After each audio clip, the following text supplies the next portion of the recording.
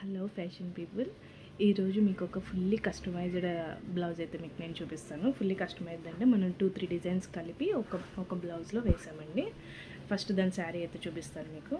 శారీ అయితే ఇదే అండి. శారీ అంతా సింపుల్గా ట్రెండింగ్గా ట్రెడిషనల్గా ఉంది శారీ. సో దీనికి బ్లౌజ్ ఎట్లా డిజైన్ చేసామని చూపిస్తాను. కస్టమర్ మనకి రిఫరెన్స్ పిక్ అయితే పంపించారండి, నాకు సేమ్ ఇట్లానే కావాలి అని చెప్పి. సో దాన్ని చూసుకుని మనం డిజైన్ అయితే చేసాము. బ్యాక్ అయితే ఇది ఒక డిజైన్ అండి. బ్యాక్ లైన్ అనేది ఒక డిజైన్ వస్తుంది, ఒక డిజైన్లో తీసుకున్నాము. అండ్ బుటీస్ వేరే డిజైన్లో తీసుకున్నాము.